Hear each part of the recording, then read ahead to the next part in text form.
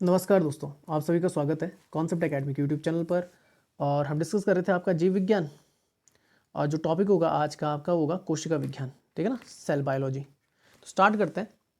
तो पहला क्वेश्चन लिखा हुआ है, एक विद्यार्थी ने सूक्ष्मदर्शी की सहायता से एक ऐसी कोशिका को देखा जिसमें स्पष्ट कोशिका भित्ति तो थी। कोशिका भित्ति मतलब होता है आपका कि भाई उसमें क्या पाया जा रहा है आपका, उसमें पाया जा रहा है आपका सेल वॉल। कोशिका भित्ति मतलब होता है सेल वॉल। पर जब देखा स्पष्ट केंद्रक नहीं था, मतलब उसमें न्यूक्लियस प्रेजेंट नहीं था। न्यूक्लियस क्या था? अब्सेंट था। अब जिनमें न्यूक्लियस अब्सेंट होता है उन्हें बोलते हैं बोल सकते हैं आपका क्या, प्रोकैरियोट्स। प्रोकैरियोट्स बोलते हैं। और जिनमें न्यूक्लियस क्या होता है, प्रेजेंट होता है, उन्हें बोलते हैं यूकैरियोट्स। और हम जो आते हैं, इंसान आता है, यूकैरियोट्स में आता है। अब सेल्स दो तरीके की होती है। एक होती है आपकी कौन सी, यूनिसेलुलर ऑर्गेनिज्म भी होते हैं आपके, जो क्या होते हैं एक कोश के, और एक होते हैं मल्टी सेलुलर, जिनमें क्या होती है कई सारी कोशिकाएं होती हैं। पर यहाँ पे बात कर रहे हैं जिसमें न्यूक्लियस अब्सेंट है। और न्यूक्लियस अब्सेंट की अगर बात करें तो अगर देखो प्लांट की बात करें तो उसमें तो क्या होता है, ये क्या होता है आपके मल्टी सेलुलर होते हैं। और आपके क्या होते हैं, न्यूक्लियस प्रेजेंट होता है। प्राणी कोशिका की बात करें, एनिमल सेल्स की बात करें, तो इसमें भी आपके क्या होते हैं, बोल सकते हैं न्यूक्लियस प्रेजेंट होता है, यूकैरियोट्स होते हैं। नर्व सेल्स की अगर बात करें, जो हमारे बोल सकते हैं दिमाग में होती हैं, ये भी कैसी होती हैं आपकी, बोल सकते हैं आपका कैसी होती है, इसमें भी केंद्रक पाया जाता है। तो ये भी कैसी होती हैं आपकी, यूकैरियोट्स होती हैं आपकी, बोल सकते हैं, ठीक है ना। और जीवाणु कोशिका, जीवाणु को बोलते हैं बैक्टीरिया। अब बैक्टीरिया जो होता है ना, उसमें आपका सेल वॉल तो होती है, बाहर से सेल वॉल प्रेजेंट होती है, मतलब कोशिका भित्ति पाई जाती है। पर इसमें बोल सकते हैं आपका जो केंद्रक होता है वो नहीं पाया जाता। तो आंसर यही बन जाएगा, जीवाणु कोशिका, ठीक है ना। मैं यहाँ पर देख लेता हूँ, मैं ये बता देता हूँ। देखो, पादप कोशिका और प्राणी कोशिका, ये आप पढ़ लेना। देखो जैसे लिखा हुआ है, कुछ कुछ लिखा है, पादप कोशिका बड़ी होती है, प्राणी कोशिका छोटी होती है, एक निश्चित आयताकार आकार होता है, अनियमित और गोलाकार होता है, कोशिका भित्ति उपस्थित होती है। देख लो, कोशिका भित्ति सेल वॉल होती है। याद रखना, प्राणी में, एनिमल्स में सेल वॉल नहीं पाई जाती। तार केंद्रक अनुपस्थित होता है। तार केंद्रक जो होता है ना आपका, तार केंद्रक बोला जाता है आपका सेंट्रियोल्स को। और सेंट्रियोल्स आपका, सेंट्रियोल, इसे सेंट्रियोल बोला जाता है। ये थोड़ा दिमाग में आगे दिखा दूंगा आपको। सेंट्रियोल जो होता है आपका, वो प्लांट किंगडम में नहीं पाया जाता, याद रखना आप, ठीक है ना। पादप कोशिका में नहीं पाया जाता, वो केवल आपका एनिमल किंगडम में पाया जाता है। ये बोल सकते हैं एनिमल सेल में पाया जाता है। रिक्तिकाएं होती हैं, रिक्तिकाएं बड़ी और स्थायी होती है। रिक्तिकाएं मतलब वैक्यूल्स, जो बैलेंस बनाती हैं किसके बीच में, सेल्स के बीच में। तो वैक्यूल्स काफ़ी ज़्यादा बड़े होते हैं पादप कोशिका में। और अगर प्राणी कोशिका की बात करें, छोटी और अस्थायी होती है। फिर आता है जो आपका क्या होता है, इसमें हरित लवक, क्लोरोप्लास्ट उपस्थित होता है, ठीक है ना, जो सेल वॉल बनाने में क्या करता है, मदद करता है। और जो बोल सकते हैं क्लोरोप्लास्ट या हरित लवक अनुपस्थित होता है प्राणी कोशिका में। तारकाय अनुपस्थित होता है, ठीक है ना। तार, ये देखो, तार केंद्रक को बोला जाता है सेंट्रियोल्स, और तारकाय को बोलते हैं सेंट्रोसोम्स। क्या बोलते हैं, सेंट्रोसोम्स। तो इनमें ये क्या होता है, मौजूद होता है। और यहाँ पर क्या है, इनमें भी मौजूद, ये सॉरी, इनमें मौजूद नहीं होता और इनमें मौजूद होता है। जहाँ पे सेंट्रियोल्स होंगे वहीं पे सेंट्रोसोम होगा।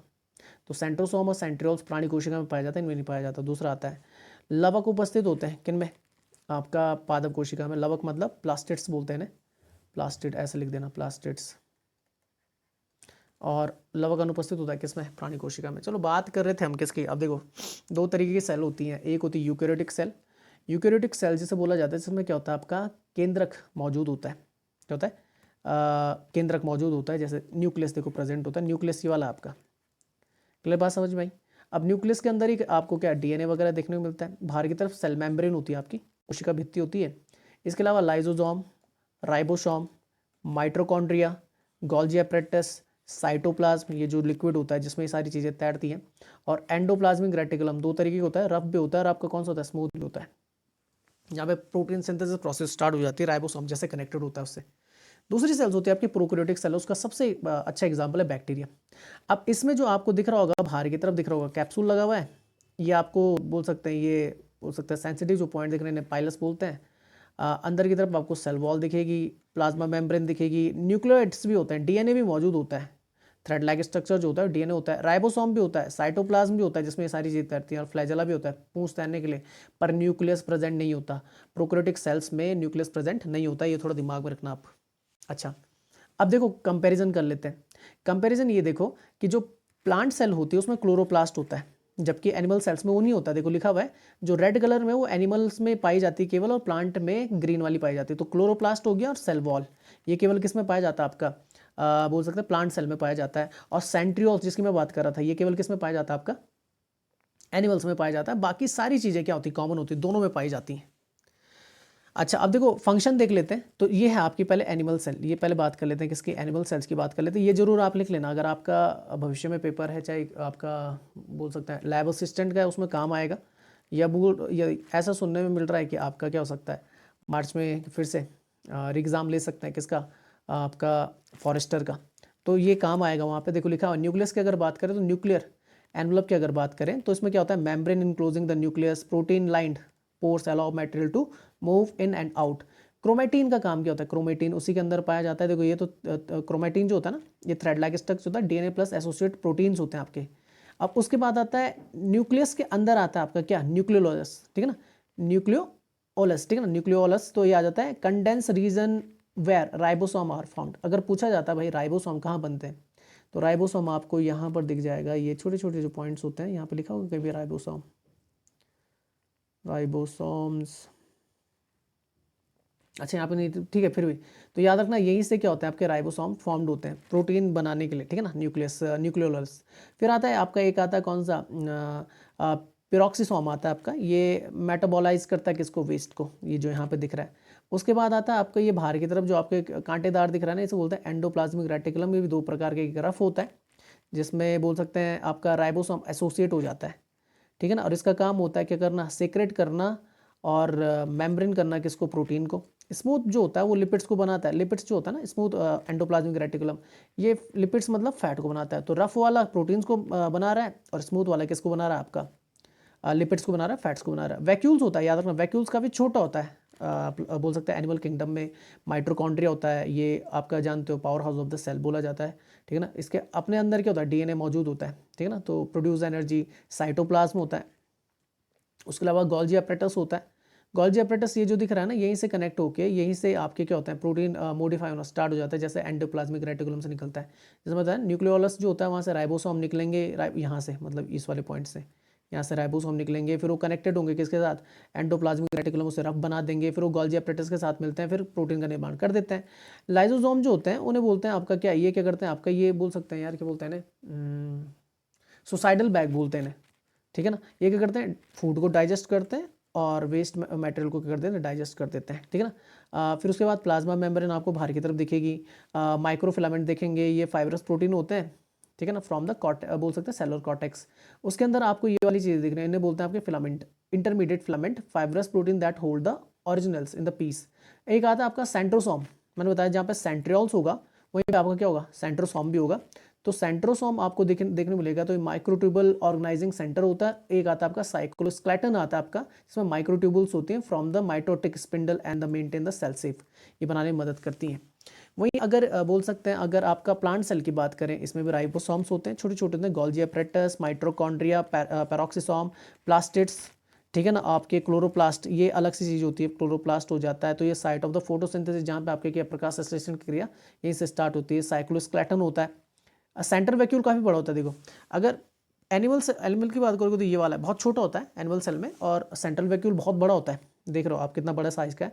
फिल विद द सेल सेप, मतलब इसमें रस पाया जाता है, कोशिका रस पाया जाता है, that maintains the pressure against the cell wall, और ये प्रेशर को मेंटेन करता है किसके, सेल वॉल के। साइटोप्लाज्म होता है इसके अंदर, प्लाज्मा मेम्ब्रेन होती है, सेल वॉल होती है आपकी, बोल सकते हैं प्लाज्मोडेस्माटा होता है, channel connect the two plant cell. याद रखना ये वो पॉइंट है जहाँ पर आपका क्या होता है, दो सेल्स कनेक्टेड हो। एंडोप्लाज्मिक रेटिकुलम होता है आपका, स्मूथ और रफ दोनों होते हैं, यहाँ पे प्रोटीन सिंथेसिस होता है और न्यूक्लियस प्रेजेंट होता है, उसमें क्रोमेटिन होता है आपका, न्यूक्लियोलस होता है जैसे एनिमल सेल्स में होता है।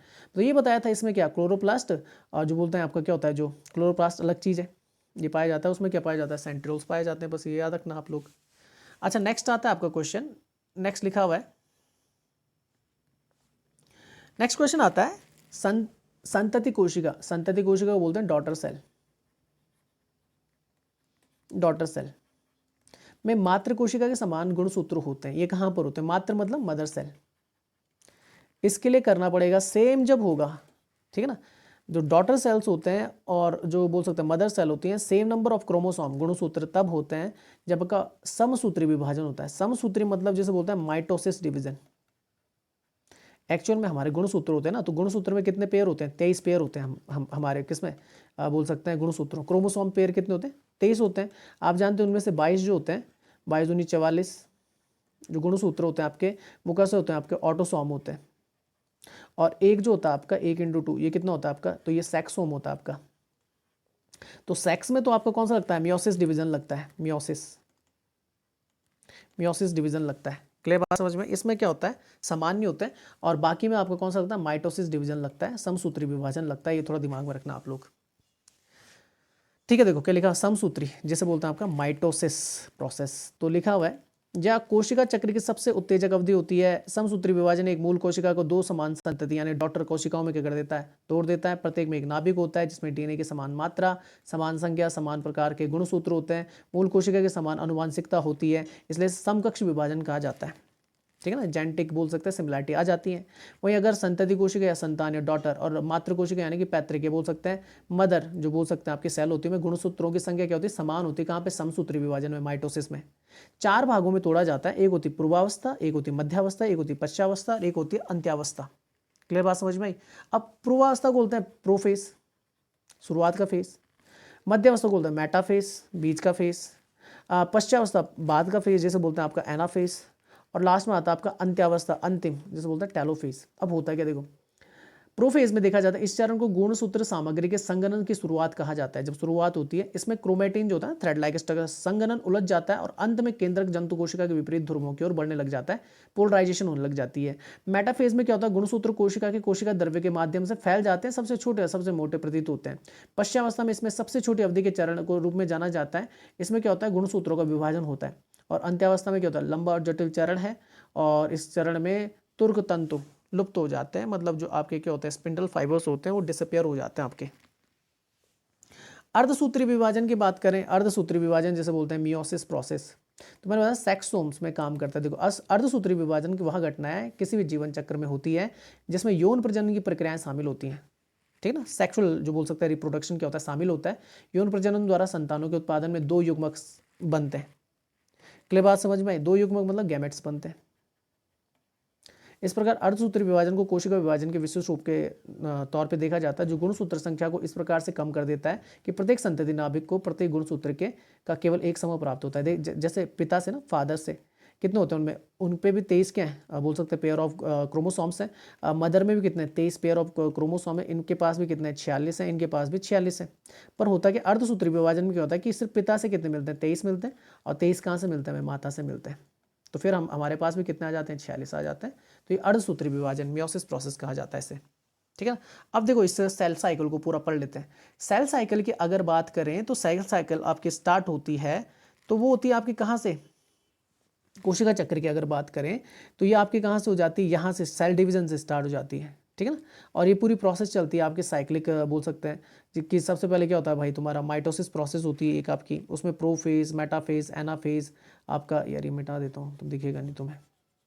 प्रोफेज, एनाफेज, मेटाफेज, फिर साइटोकाइनेसिस ये प्रोसेस चलती है, फिर जी नॉट चलता है, सेल ग्रोथ होती है, जी1 का फेज चलता है, फिर डीएनए रेप्लिकेशन होता है आपका, फिर प्रिपरेशन ऑफ द माइटोसिस फिर से स्टार्ट हो जाता है। तो ये पूरी चलती है आपकी। ठीक है ना, अब यहाँ पे पढ़ते देखो कोशिका चक्र क्या है।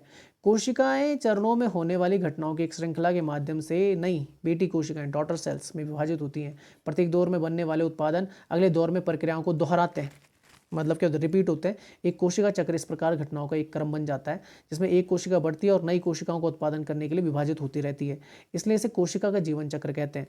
कोशिका विभाजन एक नवजात शिशु के धीरे धीरे वयस्क होने के लिए जिम्मेदार होता है।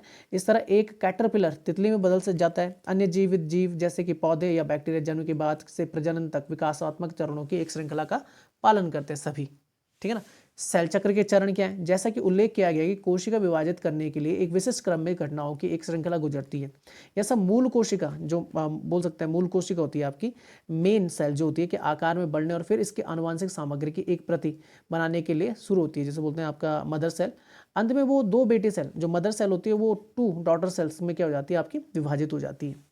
अब जैसे उच्च बहुकोशिकीय जैसे बोलते हैं यूकेरियोट्स, जिसमें हम आ जाते हैं, न्यूक्लियस क्या होता है, प्रेजेंट होता है, केंद्रक प्रेजेंट होता है, कि तुलना में निचले एकल कोशिकीय जो प्रोकैरियोट्स होते हैं न्यूक्लियस अब्सेंट होता है, केंद्रक बोल सकते हैं आपका कैसा होता है, आपका वहाँ पर नहीं होता है, अनुपस्थित होता है। जीवों में कोशिका विभाजन की प्रक्रिया अधिक सीधी होती है।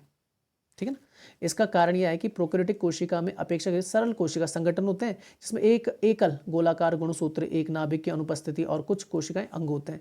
इसके विपरीत यूकेरियोटिक कोशिकाओं में एक नाभिक, विभिन्न अंगों के भीतर कई गुणसूत्र मौजूद होते हैं। यूकेरियोटिक कोशिका चक्र में दो मुख्य भाग होते हैं, पहला होता है इंटरफेस और दूसरा होता है माइटोटिक एम फेस, ठीक है ना। और एक वैकल्पिक चरण होता है जिसे G0 कहा जाता है, G0 पढ़ लेते हैं। देखो पहला आता है इंटरफेस, जैसे मैंने पढ़ाया था ना, सबसे पहले कौन सा था, इंटरफेस आता है। तो यह कोशिका चक्र का पहला चरण होता है जिसमें जिसे विकास की अवधि के द्वारा पहचाना जाता है। जब गुणसूत्र को डुप्लीकेट किया जाता है, डबल बनती है, तो कोशिका विभाजन के लिए वो तैयार हो जाती है।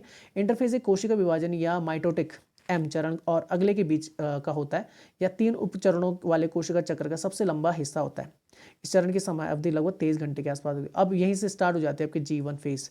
इस अवधि के दौरान पहले गैप, जी मतलब गैप चरण बोल सकते हैं, गैप 1 के रूप में भी जाना जाता है। इस अवधि के दौरान कोशिकाएं आकार में बढ़ती हैं, सेल ऑर्गेनेल्स और अन्य मैक्रोमोलिक्यूल्स जैसे प्रोटीन को संश्लेषित करती हैं जो सेल के बिल्डिंग ब्लॉक्स के रूप में काम करती हैं। कोशिकाएं विभाजन के लिए आवश्यक पर्याप्त ऊर्जा भी संचित करती हैं। अब आता है एस चक्र, या बोल सकते हैं एस चरण फेज, संश्लेषण चरण जिसे बोलते हैं सिंथेसिस, जैसे जी को क्या बोलते हैं गैप, एस को बोलते हैं सिंथेसिस के रूप में जाना जाता है। मौजूदा डीएनए को नाभिक के भीतर कॉपी किया जाता है।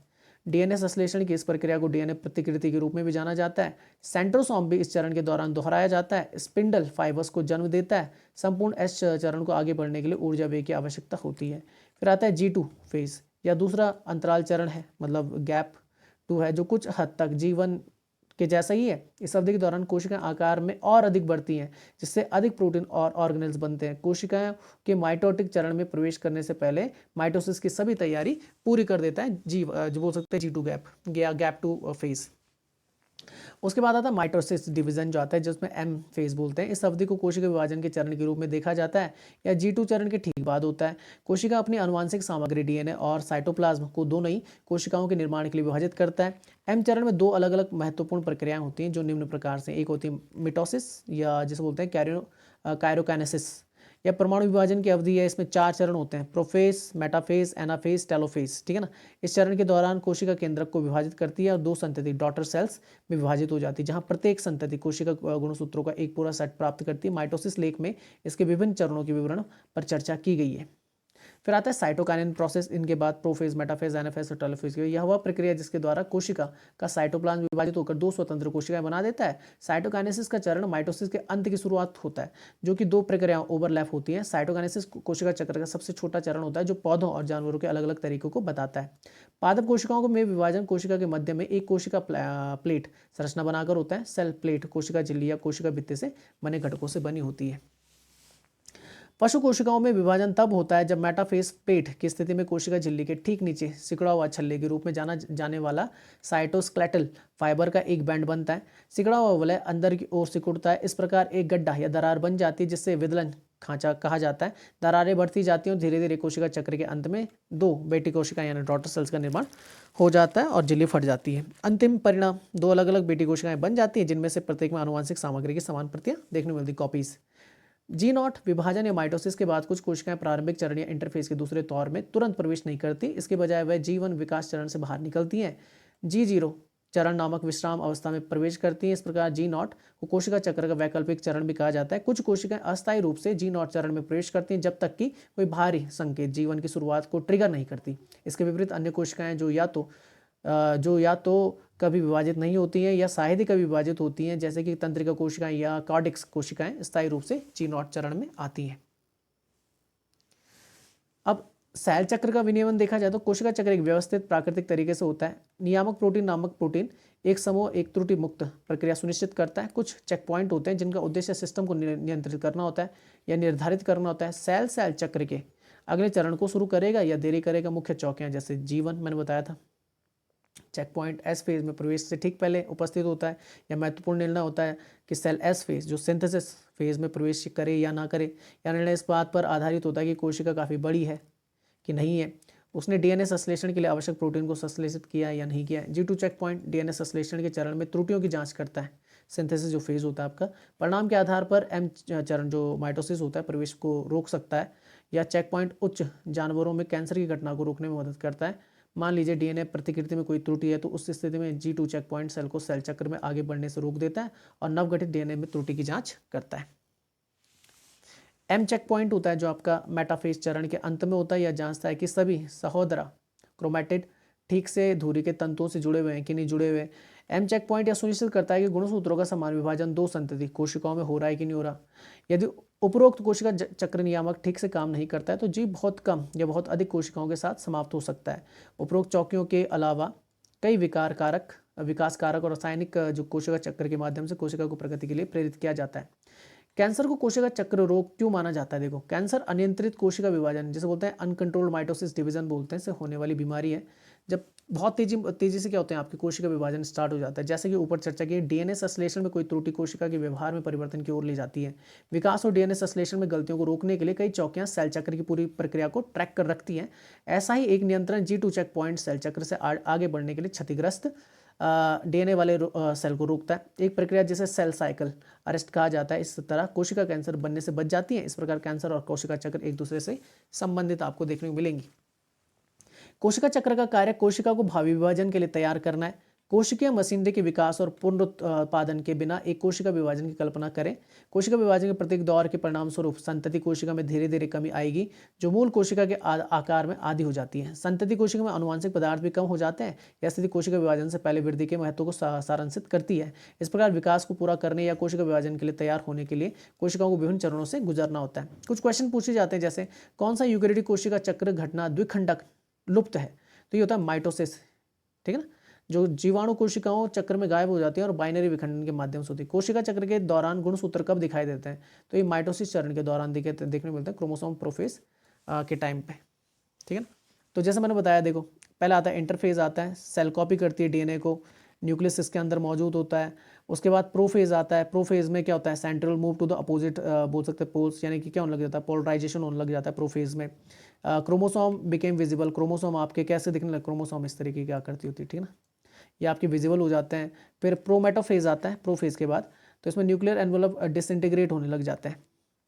मेटाफेज में क्या होता है? ये एक लाइन में अरेंज होने लग जाते हैं। देखो, arrangement of the chromosome at the equatorial plan. Anaphase में ये सारे अलग हो जाते हैं। Sister chromatic moves to the opposite poles. और टेलोफेज में आपका देखने को मिलता है कि ये बिल्कुल अलग हो जाती हैं। टू डॉटर सेल्स निकल जाती है मदर सेल से। Form nuclear envelope, chromosome begins to बोल सकते हैं क्या? डिसकंडेंसेशन। अब इस प्रोसेस को इस तरीके से याद रखना, IPPM8 इस तरीके से याद करना। ये पूरी प्रोसेस है, यहाँ पे सारा दिखा रखा है। तो मदर सेल से टू डॉटर सेल्स निकल जाती हैं, ठीक है ना। अच्छा, और कुछ है? तो ये पूरी प्रोसेस जो मैंने आपको अभी समझाई, ये आप अच्छे से पढ़ लेना एक दो बार। तो ये देख लो कहाँ से स्टार्ट किया था भाई, कहाँ से? सेल डिवीज़न हो गया था, तो G0 सेल ग्रोथ, उसके बाद वो सिंथेसिस प्रोसेस, G2 आपका प्रिपरेशन फॉर द माइटोसिस, और ये पूरी आपकी माइटोसिस प्रक्रिया चलती। प्रोफेज, मेटाफेज, एनाफेज, टेलोफेज और साइटोकाइनेंस की प्रोसेस चली थी सेल डिवीजन से, ठीक है ना। अच्छा, आगे चलते हैं। नेक्स्ट क्वेश्चन क्या है?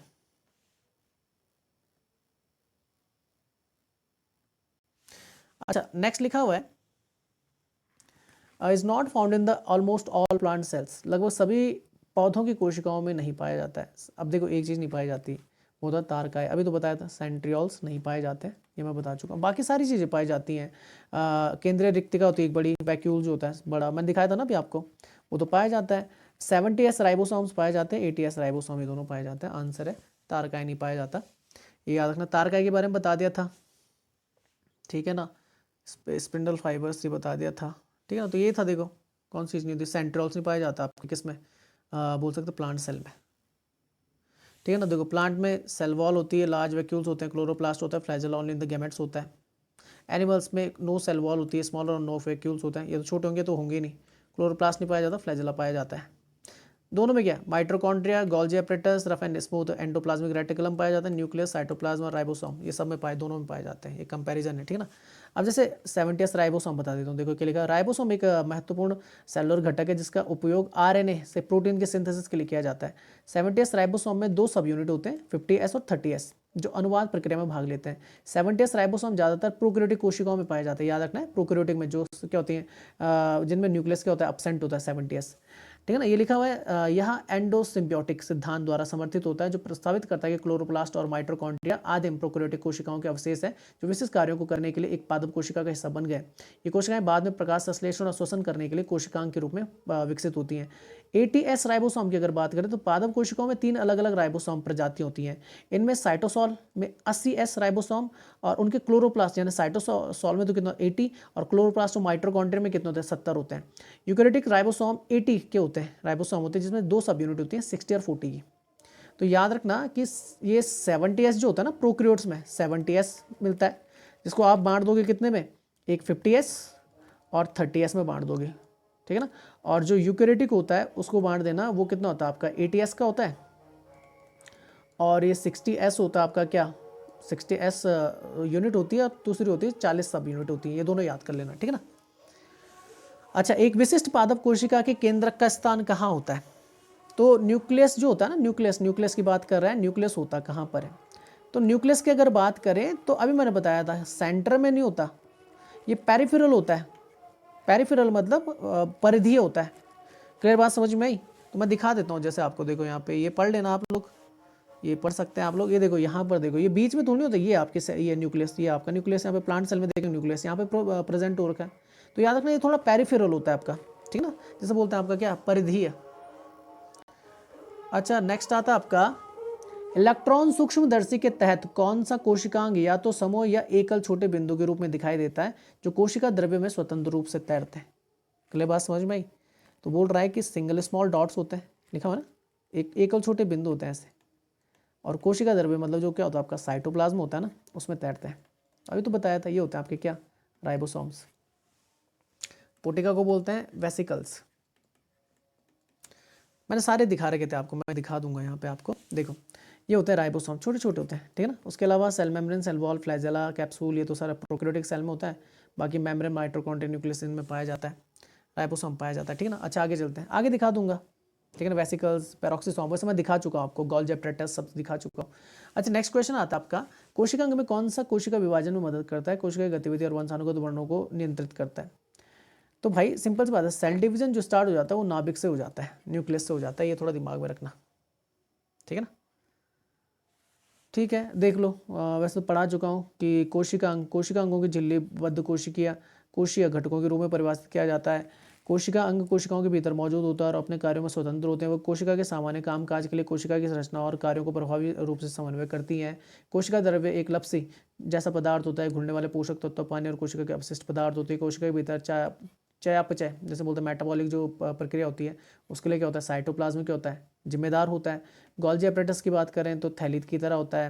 यूकैरियोटिक कोशिकाओं के साइटोप्लाज्म के भीतर मौजूद होता है। कोशिकाओं के अंतःकोशिक परिवहन और स्राव को क्या करता है, बोलते हैं गोल्गी एपैरेटस था ना, तो मैंने बताया था इसमें क्या होता है कि आपका ये सिंथेसिस कर देता है, प्रोटीन सिंथेसिस का काम करता है। नाभिक सबसे बड़ा दोहरी झिल्ली का होता है, ठीक है ना। अनुवांशिक गुण यहीं से मिलते हैं। कोशिका की गतिविधि को नियंत्रित करता है। कोशिका विभाजन, देखो कोशिका विभाजन में मदद करता है नाभिक, ठीक है ना। वंशानुगत वर्णों को भी क्या करता है नियंत्रित करता है। तो ये आप पढ़ लेना, ठीक है ना। यहाँ पे सारे दिखा रहे, देखो गोल्गी एपैरेटस, तो ये मॉडिफाई करता है किसको, प्रोटीन को करता है, ठीक है ना। न्यूक्लियस की बात करें, न्यूक्लियस में तो कई सारी चीज़ें, न्यूक्लियर एनवलप होता है, क्रोमेटिन होता है, न्यूक्लियोलस होता है। ये देखो ये है पेरोक्सिसोम, जो क्या करता है मेटाबोलाइज करता है किसको, वेस्ट को। एंडोप्लाज्मिक रेटिकुलम बताया था, रफ वाला किसको, प्रोटीन को क्या करता है सेक्रेट करता है। स्मूथ वाला किसको करता है, लिपिड्स को बनाता है, याद कर लेना। चलो आगे चलते हैं, निम्न में से कौन सा सूत्रीय विभाजन का पहला चरण है, ठीक है ना। अब अगर देखा जाए,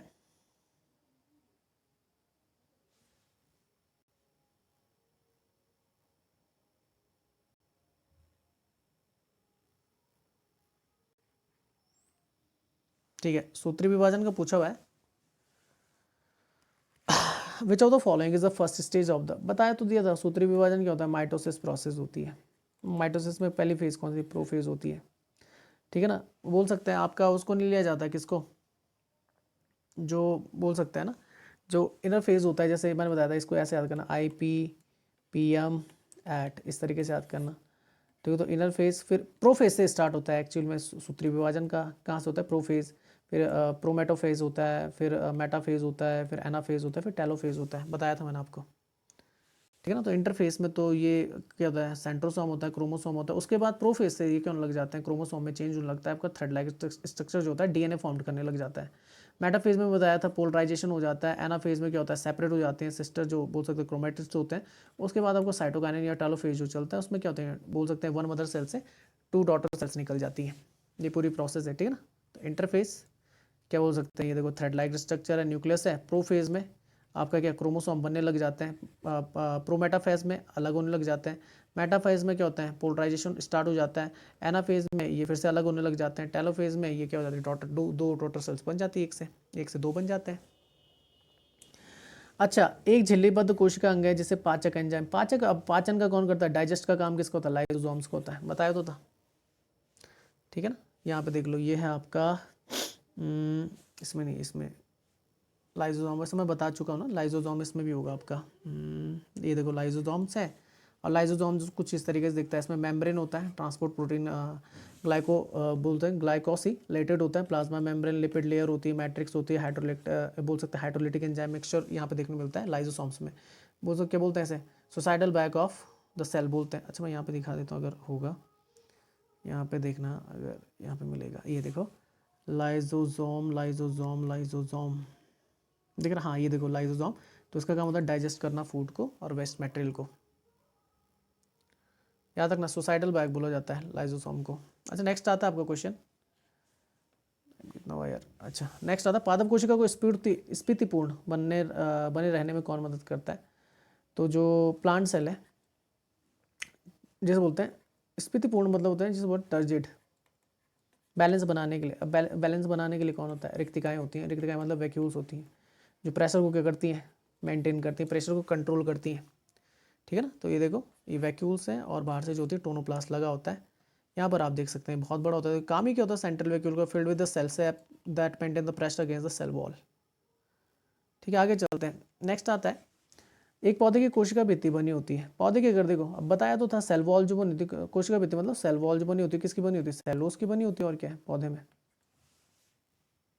ठीक है ना, सेलोस की बनी होती है। देखो कहाँ गया, ये क्लोरोप्लास्ट है, तो बोल सकते हैं सेल वॉल बाहर की तरफ देखिएगी, और सेल वॉल जो बनी होती है सेलुलोज पिगमेंट की बनी होती है, इसलिए तो हरा कलर मिलता है इसे, ठीक है ना, क्लोरोप्लास्ट में ये होता है। देखो अब देखें तो ये फाइबर्स होते हैं, देखो ये प्लांट है, प्लांट की सेल्स होती हैं, सेल में सेल वॉल होती है, उसमें आपका सेल बोल सकते हैं सेलुलोज फाइबर होते हैं, और वो मैक्रोफिब्रिल्स होती हैं, और उनमें फाइबर्स होते हैं। लेकिन जब तोड़ते हैं तो फिर से क्या हो जाती है, फिर से पुनः बन जाती हैं, ठीक है ना, ये याद रखना। तो चलिए इस वीडियो को यहीं तक रखते हैं। जय हिंद, जय भारत।